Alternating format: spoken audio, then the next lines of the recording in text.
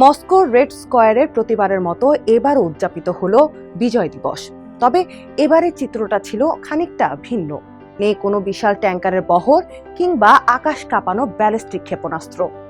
সংক্ষিপ্ত কুচকাওয়াজের মধ্য দিয়ে ভ্লাদিমির পুতিন কেবল নাৎসি জার্মানির পরাজয়কেই স্মরণ করেননি, বরং ইউক্রেন যুদ্ধ নিয়ে পশ্চিমা জোট ন্যাটোকে সরাসরি ধুয়ে দিয়েছেন। দ্বিতীয় বিশ্বযুদ্ধে সোভিয়েত ইউনিয়নের বিজয়কে স্মরণ করে দিনটি উদযাপন করে রাশিয়া। থাকে জাতীয় ছুটি, কিন্তু এবারের বিজয় দিবসে ছিল 4 বছর ধরে চলা ইউক্রেন যুদ্ধের ছায়া। শত শত সামরিক কর্মীর সামনে দাঁড়িয়ে ইউক্রেন অভিযানকে ন্যায্য যুদ্ধ হিসেবে অভিহিত করেন রুশ প্রেসিডেন্ট। তার দাবি, ইউক্রেন এখন একটি আগ্রাসী শক্তি, কিন্তু নেপথ্যে থেকে তাদের অস্ত্র ও সমর্থন যোগাচ্ছে ন্যাটো জোট।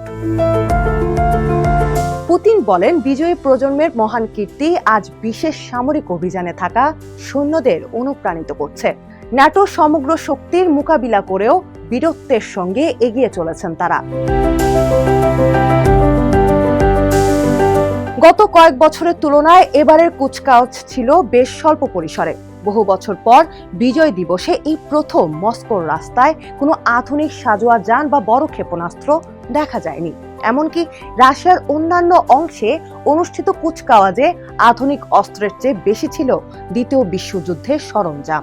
রুশ সাংসদ ইয়েভজেনি পোপভ বিবিসিকে জানান, ট্যাঙ্কগুলো এখন ব্যস্ত, এগুলো রেড স্কয়ারের চেয়ে যুদ্ধক্ষেত্রে বেশি প্রয়োজন তাদের।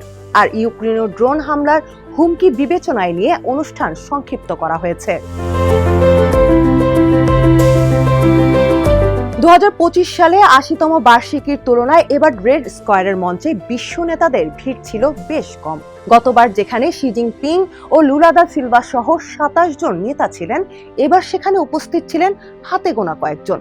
পুতিনের পাশে দেখা গেছে বেলারুশের আলেকজান্ডার লুকাশেঙ্কোকে। এছাড়া লাওসের প্রেসিডেন্ট, মালয়েশিয়ার রাজা এবং স্লোভাকিয়ার প্রধানমন্ত্রী রবার্ট ফিকো এই আয়োজনে অংশ নেন। এই উদযাপনের মধ্যে একটি স্বস্তির খবর ছিল যুদ্ধবিরতি। 8 মে মার্কিন প্রেসিডেন্ট ডোনাল্ড ট্রাম্পের মধ্যস্থতায় 9 থেকে 11 মে 3 দিনের যুদ্ধবিরতিতে সম্মত হয়েছে রাশিয়া ও ইউক্রেন। যদিও এর আগে দুই পক্ষই একে অপরের বিরুদ্ধে যুদ্ধবিরতি লঙ্ঘনের অভিযোগ তুলেছিল।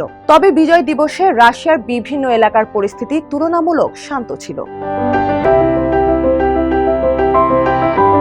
পুতিন কেবল সৈন্যদেরই নয়, রাশিয়ার সাধারণ নাগরিকদেরও প্রশংসা করেন। তিনি বলেন, সামরিক কৌশল বদলালেও দেশের ভবিষ্যৎ মূলত সাধারণ মানুষের হাতেই। বিজ্ঞানীদের উদ্ভাবন থেকে শুরু করে শিক্ষকদের অবদান, সবকিছুই এই যুদ্ধ প্রচেষ্টার অংশ।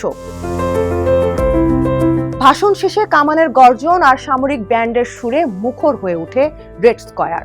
এরপর অন্যান্য নেতাদের নিয়ে অজ্ঞাত সৈনিকদের সমাধিতে ফুল দিয়ে শ্রদ্ধা জানান পুতিন। কুচকাওয়াজটি খুব বড় না হলেও এর বার্তা ছিল স্পষ্ট, ইউক্রেন যুদ্ধকে রুশ অস্তিত্বের লড়াই হিসেবে প্রতিষ্ঠা করা।